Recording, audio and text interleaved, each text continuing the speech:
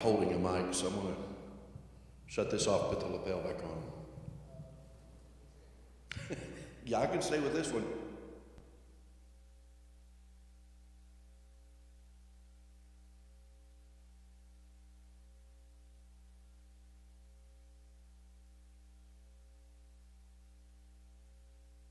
You guys know me well enough. I like to flail with my hands, okay? And I can't flail with a mic in my hand. You know what flail means. Just think of an old fish on the floor of your boat, flopping everywhere. I kind of flop sometimes.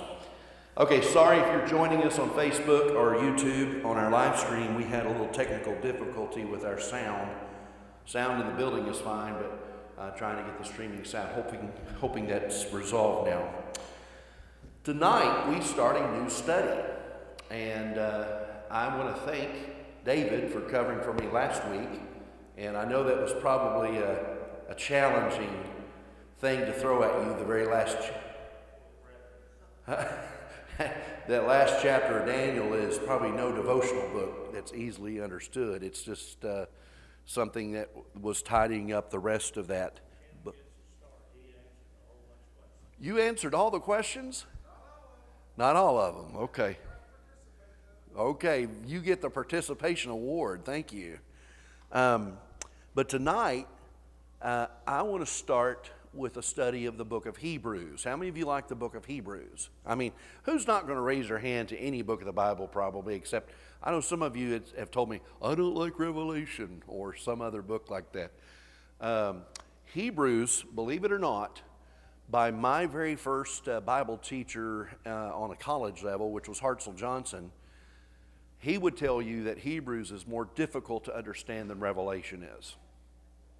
That Hebrews is like one of the most advanced books to study. I didn't ever quite understand that, or maybe fully understand the perspective that he held on the book of Hebrews till much later in my ministry. I grew up learning a lot of verses from the book of Hebrews.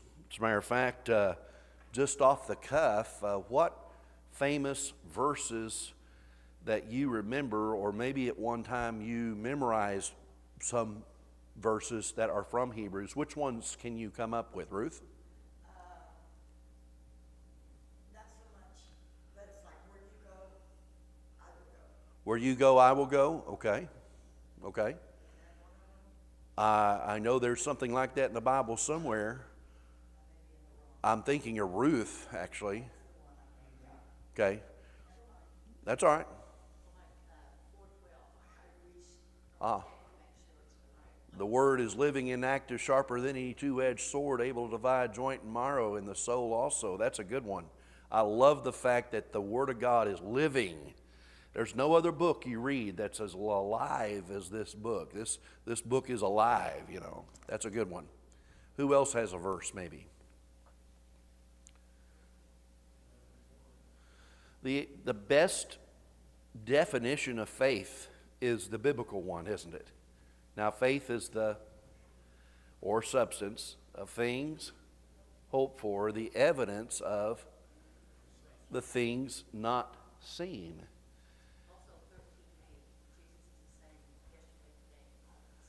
He's the same yesterday, today, and always, or forever. That's correct. That Hebrews 11 passage, actually those first 6 verses, that discussion of faith there, I think it's verse 2 that says, for by it the elders obtain a good report, you know. Verse 6 says, without faith it is impossible to please God, for those who come to God must believe that He is, and that He's a rewarder of those who diligently seek Him. So that tidies up that's a great passage. If you're ever going to study faith, you better not leave out Hebrews 1 through 6. And of course, Hebrews chapter 11 is nicknamed what? You know, 1 Corinthians 13 is the love chapter. What's Hebrews 11 nicknamed? The faith chapter, or sometimes you hear it referred to as the Hall of Fame of the faithful. And we'll talk about that in just a moment too. Tonight is really more of an introduction. I think it may be posted that this is a chapter 1 study tonight. We'll get into a part of chapter 1, but we'll actually dive into chapter 1 next week. But we just want to do kind of an introduction tonight. I'm not sure I'm planning on handouts or not yet. I've got like several pages of notes that I'm working from that I've typed up together, but they're not really presentable in a form yet, a format that would be like the handouts we've had, but I may be doing that. Any other verses that come to mind when you think of the book of Hebrews? I know if you're online, you may be thinking of some. You can type those in the comment section, and maybe Landon can share those with us if you have a verse or two that you remember that's from Hebrews. Mm-hmm. Yes, we're told about being made a little lower than angels, but that he is superior to the angels. To which one of his angels did he ever say, today you become a footstool? You know, those are themes from chapter 1. Very good. I always thought in the older Bible, the King James was a little mysterious to me when it says, in times past God spoke to us in divers manners. I always thought, well, what manners do divers have? That was always a question. And of course, now I understand that was diverse manners, not divers, in various ways, in other words. Anything else from Hebrews? You know, there's a lot of good ones in there, but they're not probably as predominant as your John 3:16s and others like that. Yeah, Perlin?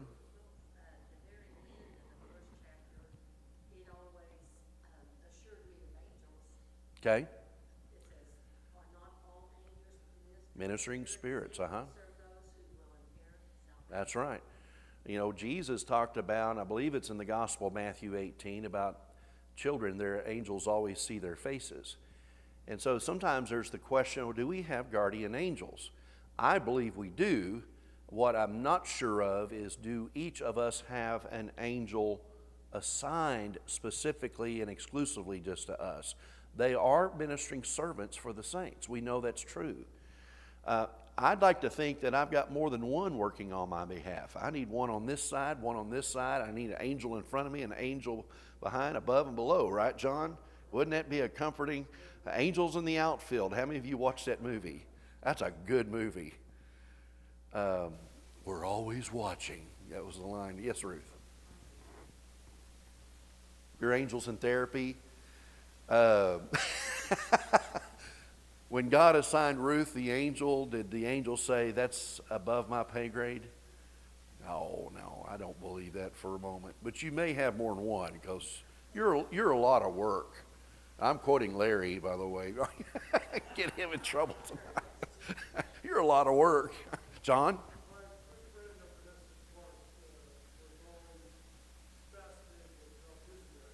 Oh, yes.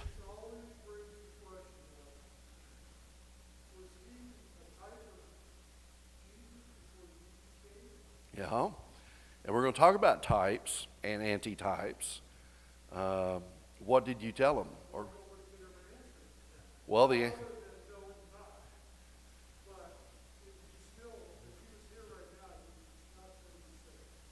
Well, I believe you gave him the wrong answer. Because yes, he is a type of Jesus, in a way.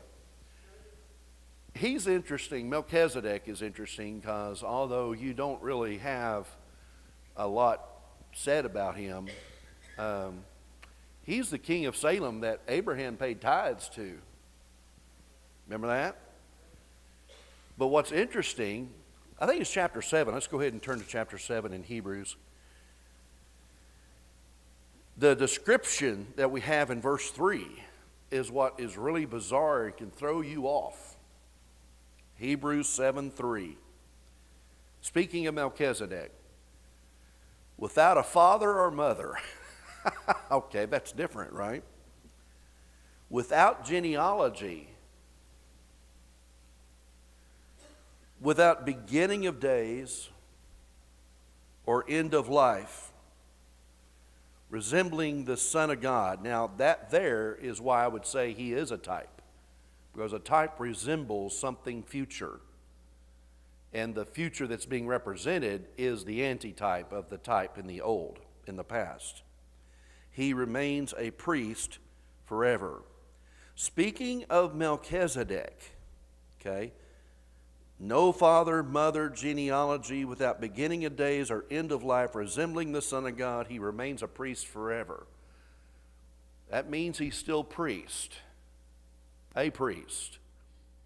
Why wouldn't, by the way, you know there is a lot of discussion in the Hebrew book about Jesus being our priest, right? As a matter of fact, one of those other passages that I was thinking somebody might come up with is this one, and it's one of my favorite ones.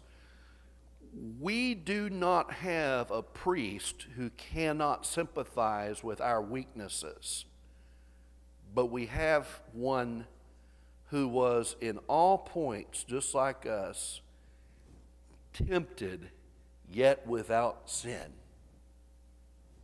I love the fact that Jesus knows what I'm going through. But as he knows that, as he is that, he is a priest. But he is not a priest in the line of Aaron. Why? The law would have had to have been rewritten for that to be the case. And that's what Hebrews will actually say. He is not in the line of Aaron because he's not Levi. What tribe is he from? Judah. Melchizedek is a priest pre-sons of Jacob or tribes of Israel. The order of Melchizedek's priesthood is not within the 12 tribes. You could say that even in the line of the Aaronic priest from the tribe of Judah, that concurrent with that priesthood, Melchizedek's priesthood remained intact. And that priesthood served alongside the Levitical priesthood as a parallel priesthood. The patriarchal priest, the patriarchal age doesn't end with Mosaic law. The patriarchal age continues through with Mosaic law. Because of the fact that this verse says he has been a priest and is a priest forever. So that's an interesting thing. Go ahead, John.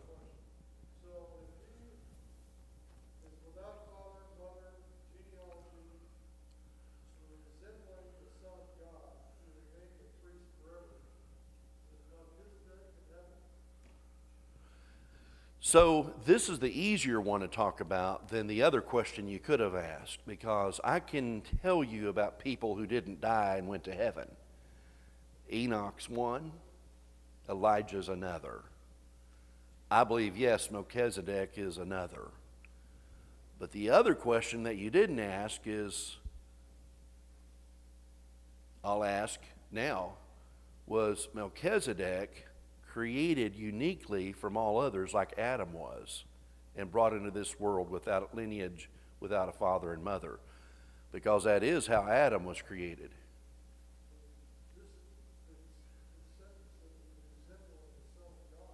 Yes.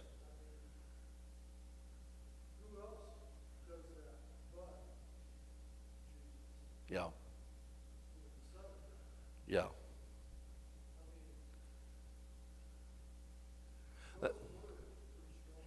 I'm going to ask you a question, and this might challenge you on your traditional way of thinking. But let me just ask you, do you believe we have a God that could right here, right now, if he wanted to, create a person that could stand right beside me right now?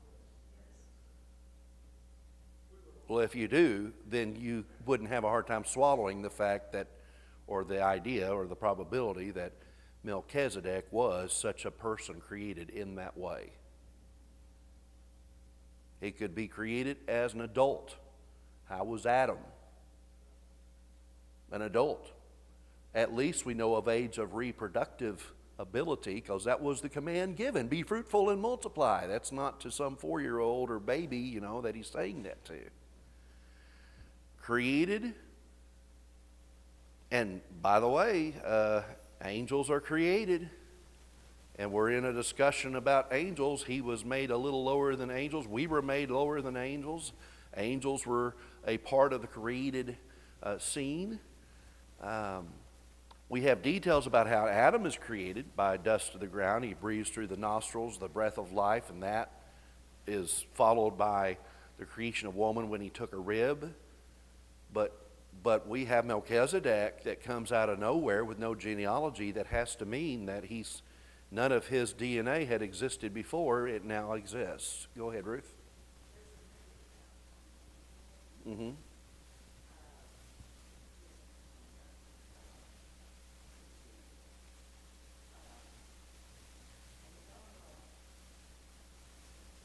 Mm-hmm.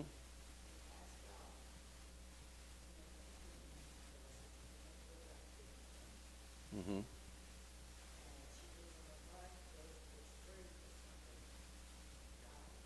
Mm-hmm. Well, it's a movie, but I mean, yeah, yeah. Meg Ryan's in. Okay.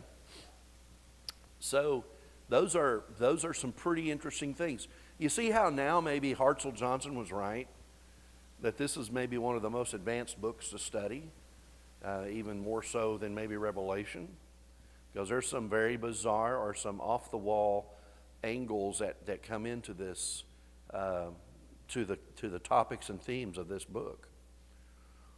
Anybody else have a verse that comes from Hebrews that you want to mention? Did anybody comment online? Okay. Okay. Let me talk to you about some of the characteristics of the book. This is a dynamic I think that's interesting. And I'll just go ahead and start this first one off with a question. What is the most unique feature about the book of Hebrews among all New Testament books?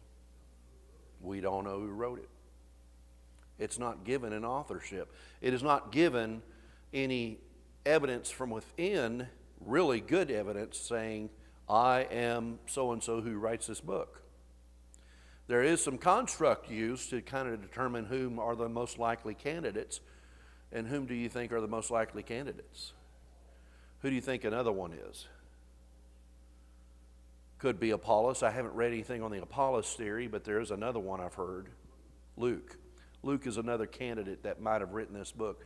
It is believed by, I think it's Clement of Alexandria, who was toward the end of the 2nd century, that Paul did write this book. At least he wrote it in the Hebrew language for Hebrews, but that Luke maybe translated it into the Greek for Gentiles. We do know that Luke is the Gentile writer, gospel writer, right? He is the only one not a Jew. There's 8 known authors of the New Testament: Matthew, Mark, Luke, and John. That's the easy one. Then if you remember J.J., Jude and James, thank you, and J.J.P.P., Peter, Paul. If you can remember that little mnemonic device, Matthew, Mark, Luke, and John, James and Jude, and Peter, Paul. Those are the 8 known. If Paul is the author of Hebrews, that means 14 books he wrote instead of 13. If he is, and there's evidence that could make you think it's very plausible this is Paul, but that he's just done this in an anonymous fashion. Now, I might back up here and say a lot of Paul's books he didn't actually write himself. He has a penman that's writing it for him. There's an occasion where he says at the ending of a book, look, this part I'm writing myself. Look at how large of letters I'm using. Because of his blindness, he couldn't probably write the small letters that were more efficient to fit on a scroll or whatever copies they were using. But the evidence that kind of tends to lean towards Paul, and if you have an old King James Bible, it will say an epistle of Paul to the Hebrews, but that's just the publishers putting in their thoughts. That's not evidence that he wrote it. But if you look at chapter 13, in chapter 13, for example, he will make this reference in about verse 23. He'll say, I want you to know that our brother Timothy has been released. If he arrives soon, I will come to see him, send him to see you. That's Paul's protege, that Paul had written 2 letters to and then left behind in Ephesus to be a minister there. This could be a supporting evidence piece that Paul wrote this. The other strong case that this was Paul would be his knowledge of the Old Testament would fit the criteria of whoever wrote Hebrews, because Hebrews is Old Testament laden. Would you agree with that? There's a lot of Old Testament references and concepts that someone who'd been trained, like under the lawyer named Gamaliel, Paul, would have had knowledge of. That might for some rule out Luke. But let me tell you about Luke. Luke, although not a Jew, is a student. And he is really sharp for detail. And when he wrote his two pieces of work, Luke and Acts, he tells Theophilus, I researched this and I'm giving you an accurate account of the life of Jesus. He has given his friend in being a doctor, he's methodical, analytical. He's not going to leave a stone unturned. You don't have to be a Jew to know Jewish things like whoever the author is here would know. Anyway, that's about as far as we can get with that, because from there on it's all conjecture. You know, it's speculative as to, it may be Apollos. It may be somebody else. We're just not named. We're not given the name. So that is the most unique feature compared to the New Testament books, is that we don't have the authorship known for sure. Is there any other feature as we get started here that you guys can think of about the book of Hebrews compared to not just New Testament books, but any book of the Bible as far as that goes?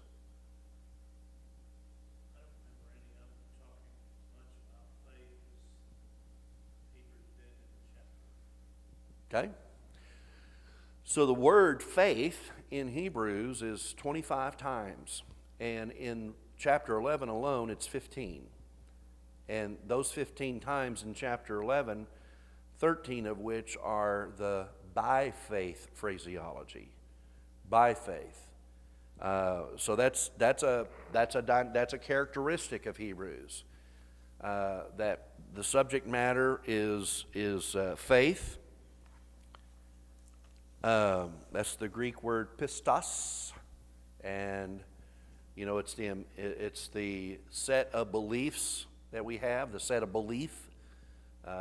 We have the word I believe or faith; they're synonymous, although there are different Greek words that symbolize. You know, if you say I believe or we believe or they believed, that's not the same word, but it's a variation of the word faith.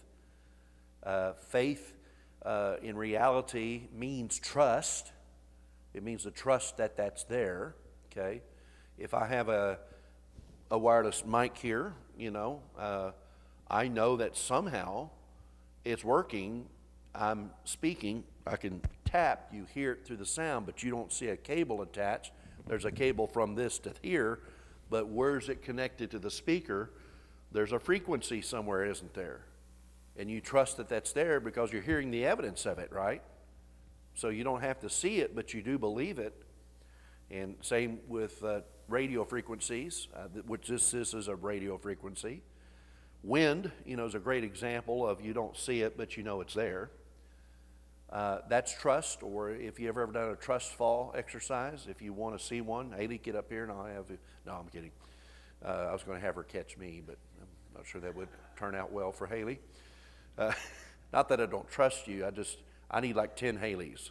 That's what I need, right? Tim might only need 8, but I need 10. That's trust.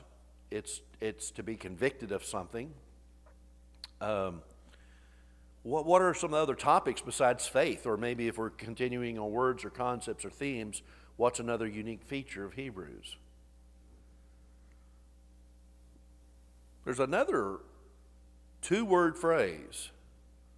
It appears 13 times. And it's not really found in I know that I think I read that there's 2 other occasions in the New Testament that this 2-word phrase is used, But 13 times in the book of Hebrews, it's unique in that way that it's so predominantly used, and not just in one chapter. Like in chapter 11, by faith is, 13 times. But this is spread out through all of Hebrews from like chapter 4 to the last chapter. Can anybody think of maybe a two-word phrase that you remember hearing about in Hebrews? Well, let's go through them. Let us look at chapter 4, verse 1. Haley, I just gave you the answer. Let us. Let us is the two-word phrase. So let us look at chapter 4, verse 1. Somebody read it out loud for us, please. Chapter 4, verse 1. Therefore, since the promise of the entering his rest still stands, let us be careful none of you be found to have fallen short of it. Perlin, go on down to verse 11 and read that one. Let us therefore make every effort to enter that rest, so that no one will fall by following their example of disobedience. And now 14. Therefore, since we have a great high priest who has gone through the heavens, Jesus the Son of God, let us hold firmly to the faith we possess. And 16. Let us then approach the throne of grace with confidence, so that we may receive mercy and find grace to help us in our time of need. That's 4 times in 4. And it just dawned on me, I didn't realize this, but therefore is a lot. That conjunction therefore is 3 of those 4 times, wasn't it? Go. An elder of the church over in Arkansas, he wrote up a study on Hebrews. Mm-hmm. He called it "Let Us Because do not Yeah. appears that number. Yeah. Jerry, you were fixing to read a while ago, I think, but can you see chapter 6, verse 1? Do that one. Chapter 6, verse 1. Therefore, let us move beyond the elementary teachings about Christ and be taken forward to maturity, not laying again the foundation of the finished acts of the living God. Very good. There's 3 times in chapter 10. You want to see those, go to chapter 10, beginning in verse 22. If somebody wants to read 22, and also going to be reading 23 and 24. So just go ahead and read from 22 through 24. Anyone that has that? Let us draw near to God with a sincere heart, having full assurance of the faith of grace, having our hearts sprinkled to cleanse us from guilt and conscience, and having our bodies washed with pure water. Mm-hmm. Let us hold unswervingly to the hope we profess, believing the promise is faithful, and let us consider how we may spur one another on to love. So there's 3 times in those verses there, right? There's 3 times that we have in chapter 12 as well. If somebody would like to read the examples in chapter 12, 2 times in verse 1, and then... Oh, really? Did I miss it? Which one? Oh, yeah. Verse 25, right? Okay, 14 times then. Chapter 12, there's twice in verse 1. Somebody read verse 1.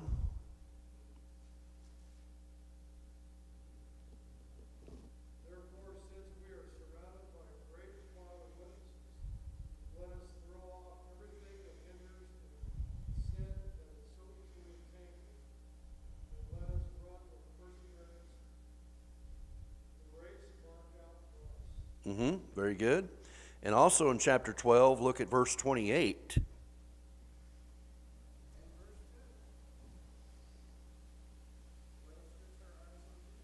Yes, that is true, although in NIV it uses a participle instead. It's fixing our eyes. So the let us was removed in the newer international version, but I forgot about that some versions still use let us there. That's true.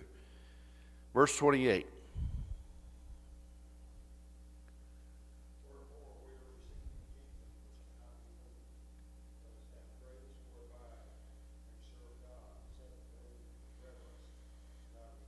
Okay. And then there's at least two more times, maybe more, but in chapter 13, we have chapter 13, verse 13.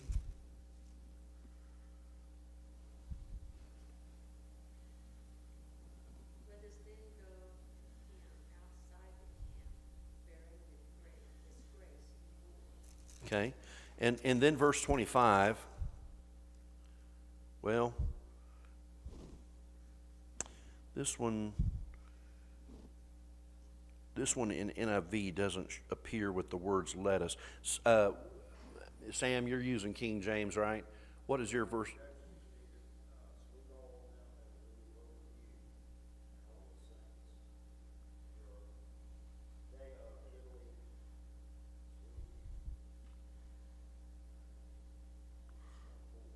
Okay. Chapter 13, verse 25.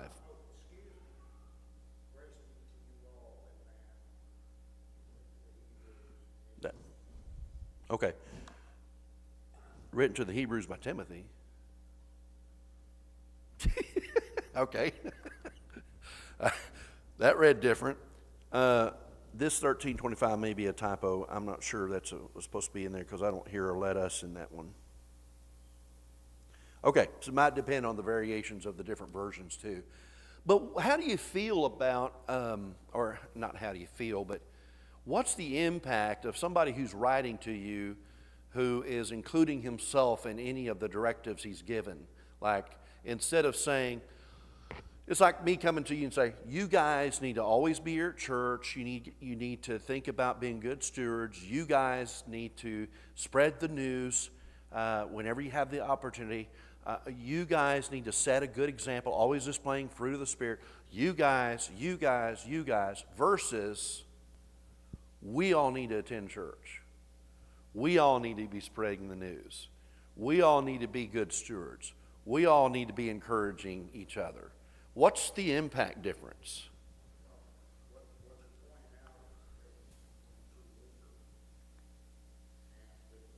Yeah.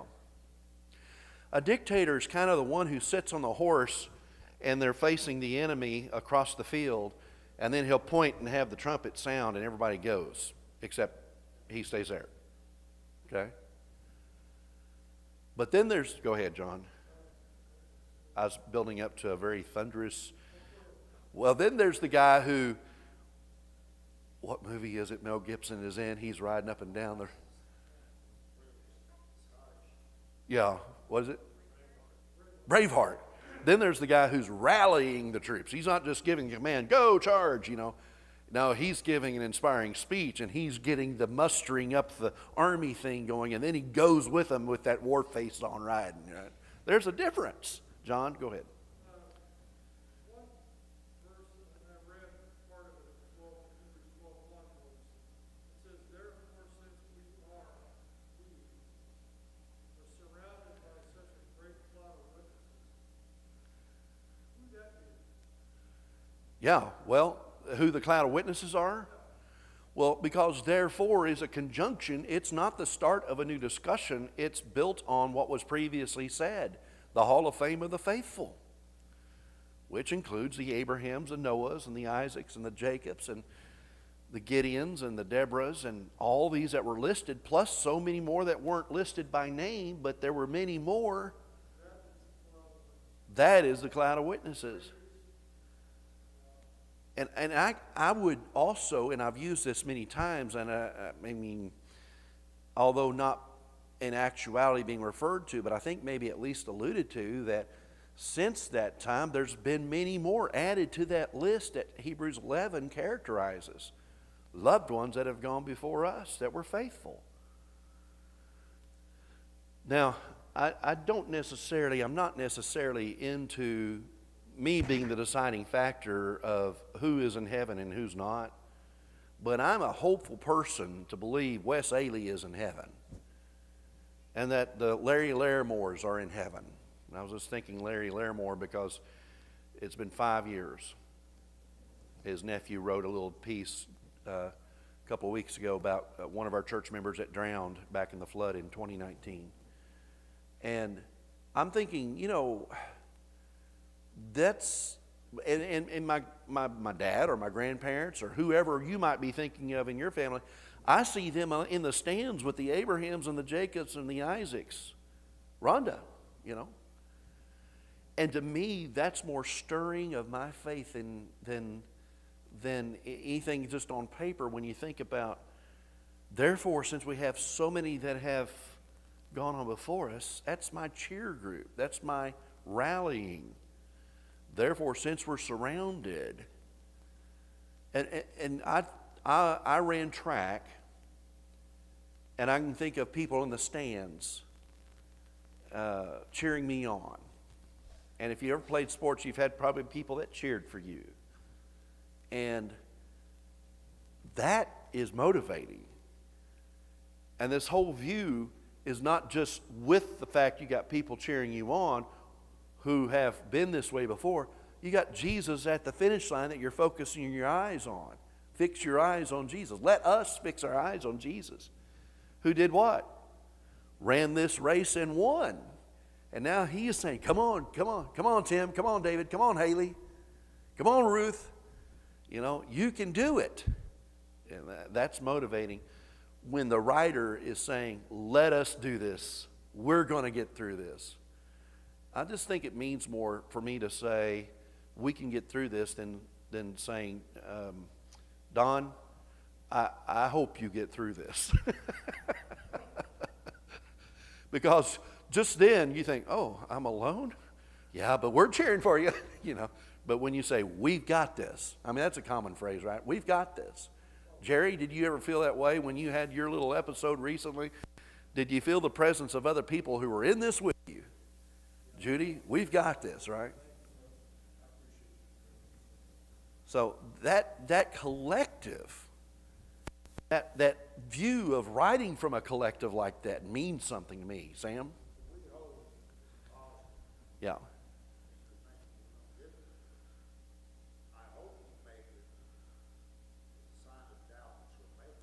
Yeah. Hope is it's a great word, but I hate using it the way that people attach the connotation to it they do today, that, well, I'm doubtful, because it casts a shadow of doubt. I hope. No. You should be saying, I know I'm going to heaven. Another, you could say, I've heard people say, I wish I had the hope that you have. Yeah. So that takes a different turn, because the hope, they think your hope is fantastic. Yeah. I wish I had that. Yeah. So they're saying, I don't have any hope. And that's sad. Yes. What's that passage in Ephesians, I think, 2 verse 12, that says, without hope and without God in the world. Wow. I talk about this all the time with people who, obviously, people who work funerals more, funeral home directors or other preachers, There's a huge difference in how we approach arranging a memorial service for somebody that had a church background, had faith, had a support group, versus the ones that the family has no idea who any preacher is, and they're just looking for anybody that might do a service. There's a huge difference in the way that approaches. And you thought, wow, I can't imagine what it's like to not have your support group, to have your church family. So that's a great way of looking at some catchy phrases, some words that are in Hebrews. I'll tell you a couple other things about Hebrews that I think makes it unique. The use of superlatives. Now, what do I mean by superlative? And this actually brings up another one of the features. Hebrews is a book of comparisons and contrasts. And by use of comparisons and contrasts, a superlative adjective is used several times to say how something is greater, higher, better, superior. These are the superlative adjectives I'm talking about. And I didn't even come up with a number of how many times that is. but to give you an example, Jesus is greater than Moses. Melchizedek greater than Aaron. Old covenant or new covenant more superior than the old covenant. A better sacrifice, a better hope, a better word, a sharper word. You see all these adjectives that are coming in here that means greater. There's a greater than sign. As a matter of fact, if I were to picture Hebrews anyway, I'd use that mathematical symbol, greater than. Because Jesus is greater than the angels. Jesus is greater than me. And not just word for word references, but the application or an implication of that. Jesus is greater for me than anybody else or anything else. The application is there with how you would sum up the book of Hebrews. But you have better than, higher than, greater than, sharper than, superior to. There's a couple of words that are translated better. I was looking this up the other day. It was today. He's better than the prophets, better than the angels, better than Moses, better than Aaron. The new covenant is on better promises. There's a better sanctuary. That's types and antitype, okay? The old sanctuary, it did what it could. It's a symbol of something in the future that would ultimately be superior. The antitype of that. Better sacrifice. You know, Jesus is typed as the Lamb of God. You have the sacrificial lamb in old. You have the Lamb of God in the new. There's the type, there's the antitype.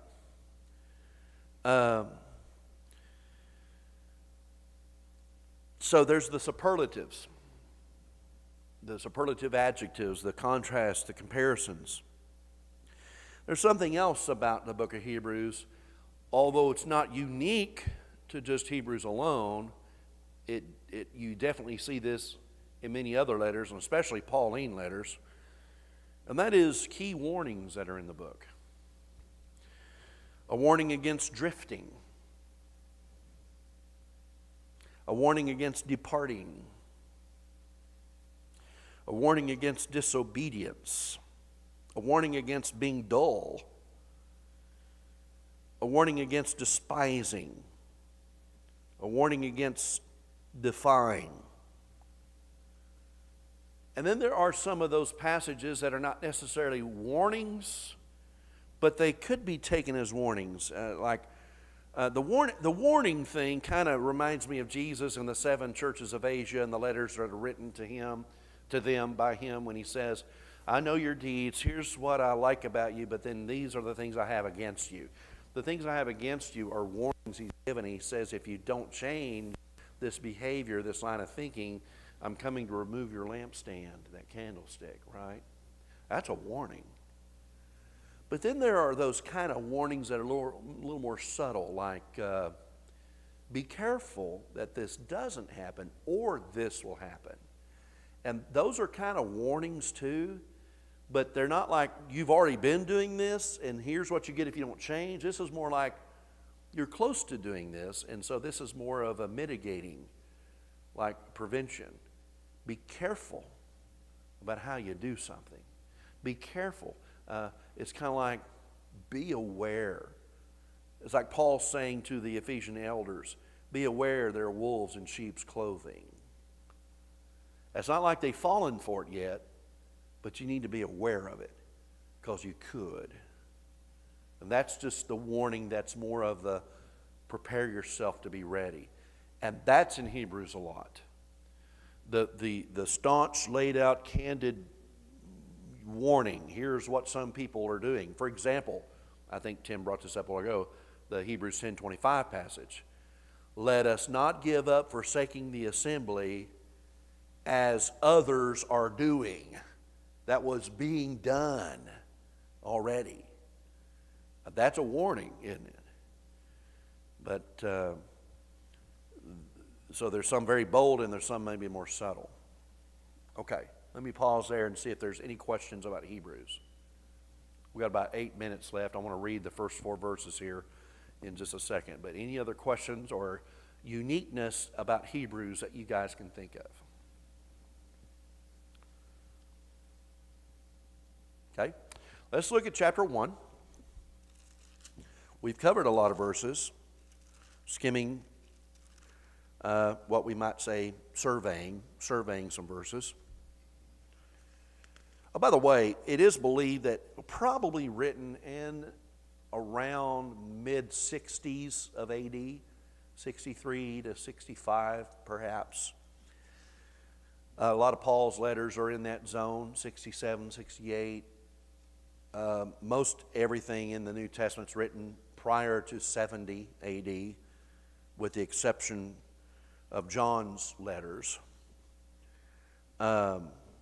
Hebrews 1, let's look at verse 1. In the past, God spoke to our ancestors through the prophets at many times and in various ways. But in these last days, He has spoken to us by His Son, whom He appointed heir of all things, and through whom also He made the universe. The Son is the radiance of God's glory and the exact representation of His being, sustaining all things by His powerful word. After He had provided purification for sins, He sat down at the right hand of the Majesty in heaven. So He became as much superior to the angels as the name He has inherited is superior to theirs. Now we'll get into chapter 1 next week with the rest of the discussion beginning in verse 5. But looking at this first verse, what do you see? In the past. What does in the past refer to? And while I ask this question, could I have somebody look up Romans 15 verse 4 and be prepared to read that for me? Don, can you do that? Romans 15:4. What does in the past refer to? Yeah. And although you could say there might have been something from the New Testament written earlier than what this is being written, it's probably not referring to that. Like, remember what was written in James's letter or Paul's letter to Timothy? It probably is a reference to how God spoke to His people before Christ arrived, because that's the turning point, and that's the point he's making in this passage. You had before Christ, and now we have Christ. That's the point of the passage. So before Christ would be a reference to Old Testament. Go ahead and read Romans 15, verse 4. For everything that was written in the past was written to teach us, so that through the endurance taught in the Scriptures and the encouragement they provide, we might have hope. So Paul wrote that, and I believe that when he refers to Scriptures there, he is referring to probably specifically the Septuagint, which is a Greek translation of the Old Testament. But basically the prophets and the books that we have in our Old Testament. And we know that God spoke in different ways. What different ways did God speak? Burning bush. That's a good one. How about through a donkey to one guy? Right? To Moses, burning bush. Or from the cloud. He spoke from the cloud. Whole book of Daniel. Yeah, there's handwriting on the wall. In visions or dreams. Yeah, or direct voice from heaven. I mean, you have an example of God's direct voice coming in at the baptism of Jesus in the New, and at the transfiguration scene. You know, I'm over here trying to sing bass a while ago. I don't think my bass is near what God's bass would be. You know a common phrase for if you're into comics, I'm Batman. You know, God would say, I'm God. And it'd be a lot like 4 octaves lower than that, and it would rumble the ground, I believe. Don't you think? There's that little story about when we all get to heaven, we're going to sing. We know we're going to sing. We're told we're going to sing the song of Moses and the Lamb, or that new song, which always tease people who hate learning new songs. Well, you're going to learn one in heaven when we get there, because we're going to sing a new song.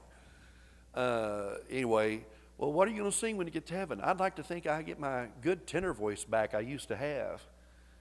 How many of you would be alto? Well, my point is, if any of you thought you were going to be bass, I want to tell you right now, God says, I've got that covered already. You're going to have to pick something else, Tim, besides bass, because God's got the bass covered. Although there is that one scene in Pirates of the Caribbean that I really love, and it's not the first movie, I don't think, but they're deciding, all these kings have come together and try to decide if they're going to go to war or not. And it goes all the way around the table about, we think we should do this, and somebody says, we don't do that, or we can't do that. And then it gets to this last king who makes that final say, so we will go to war. It's a really, you know the scene I'm talking about, right? I don't think that that's going to be the voice of God when we get to heaven, but, if it is, I'm not going to complain. But yeah, it's this, where in the world was I in that thought process? Yeah, I don't know where I was going with that, but I love the fact that we have this great amount of impact given to us. When you look at Hebrews, it's just pointing out how better we are, how greater it is, how superior He is, how sharper this is. And any other word that's synonymous with those type of superlatives. And it's basically, it's so much greater that it's the greatest. It's so much better that it's the best. You understand what I'm saying? There's nothing higher than the ideals of God and the way He delivered them to us. So I love how when it says in times past, this is the way God operated in getting His message to you, we have even a better way that God got His message to us. And how was that? Well, He came to us to give it to us. In the body of Jesus, Jesus was God with us. Isn't that encouraging? That you don't just hear what the boss said. He showed up Himself and showed us. He showed up Himself and told us. And that's what I love about Jesus when He says, when you hear me, you hear the Father.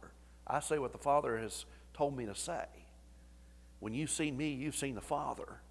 That's why in this passage it says He is the radiance of God's glory, the exact representation of His being, verse 3. So yeah, in the times past, God gave it through a burning bush, or through a donkey, or through a rock, or through this, or through a gentle wind, or however you saw it. But now, in these last days, verse 2, that's the change. And I also take it to mean this. When He used to do it this way, but now He does it this way, He doesn't revert back to the old way. In other words, we have all that we need right here. Do you all believe that? We don't need another revelation from God, or we can't, whenever we hear somebody say, yeah, God told me to do this other day, I cringe. I'm not saying God can't do that. I'm saying that God said He used to do that, but now He depends on His Son, and you're not His Son. But God now speaks through His Son to us. And that's when we read the letters that are in red, right? That's what I'm convicted about here. In these last days, do you understand that the last days has been now 2,000 years ago or more? So when you hear of reference about the last days, don't think they're exclusive to just now, as some religious charlatans want you to believe. Oh, I'm a minute past, I'm sorry. You need to understand we've been in the last days for a while. These are the last days. But it could be another 2,000 years. But we are in these last days, the other side of the cross.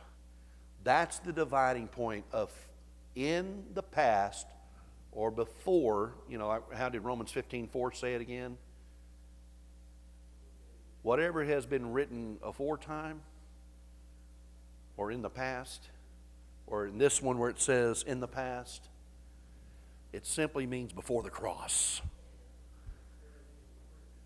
And the last days is anything since the cross. We'll stop there. We'll do the rest of chapter 1, okay? Read it. Read chapter 1. Do y'all want a handout?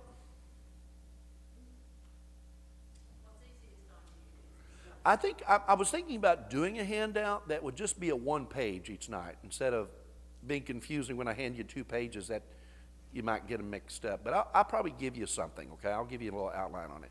Let's do chapter 1 next week, the rest of chapter 1. And if there's anything other interesting dynamics about the book itself, then we'll bring it up too. So we'll dismiss with that.